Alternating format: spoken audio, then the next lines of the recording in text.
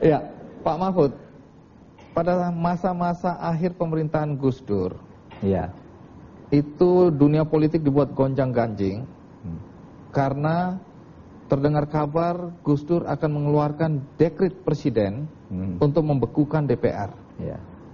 Banyak orang percaya bahwa Anda adalah otak di balik rencana dekret presiden tersebut.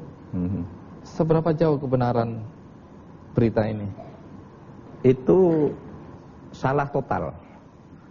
Pertama ya, kenapa orang lalu ada yang menuduh saya di balik itu? Karena Gus Dur sebagai presiden menyatakan itu pertama kali di depan forum Badan Kerjasama Perguruan Tinggi Islam. Iya, nah, tanggal 27 Januari iya, 2001. Forum itu saya yang mengantar ketemu Gus Dur. Padahal Anda Menteri Pertahanan. Padahal saya Menteri Pertahanan. Harusnya kan Menteri Agama dan Menteri Pendidikan menemani Gus Dur. Seharusnya. Tetapi pada waktu itu orang tidak tahu bahwa saya adalah Wakil Ketua Pembina Badan Kerjasama Perguruan Tinggi ini, sehingga saya yang mengantar. Oh, disitulah Gus Dur pertama kali mengecam DPR, iya, dan mengancam akan mengeluarkan dekret. Dan mengancam akan mengeluarkan dekret. Anda ada di situ. Saya ada di situ. Makanya Anda keseret-seret. Iya.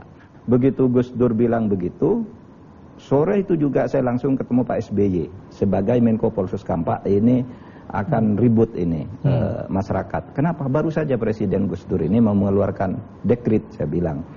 Oleh sebab itu kita harus segera koordinasi rapat dengan presiden dan pihak terkait, pejabat terkait, agar ini diredam. Tapi itu kan sudah sulit direm, dan Gus Dur setiap ditanya wartawan selalu mempertegas rencana mengeluarkan dekret untuk membubarkan DPR MPR itu. Tidak mendukung dan Anda menghubungi Pak SBY. Iya, malam berarti itu. Anda berkhianat sama Gus Dur dong?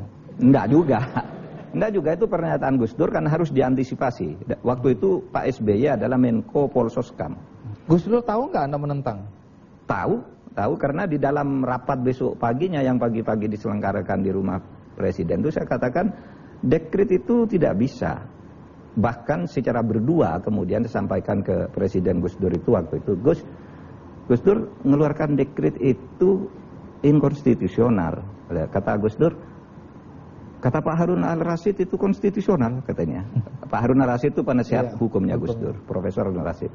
Begini saya bilang, dalam pemahaman saya sebagai juga ahli hukum tata negara, dekret presiden itu adalah tindakan inkonstitusional. Yang bisa konstitusional itu kalau menang di dalam pertarungan politik, saya bilang.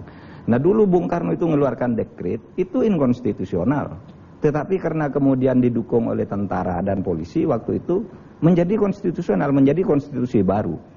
Saya katakan pelanggaran hukum yang luar biasa yang kemudian bisa dipertahankan dengan kekuatan politik dan konsolidasi dalam pemerintahan, itu yang menjadi hukum. Nah, terus reaksi Gus Dur waktu Anda ceritakan pada waktu itu.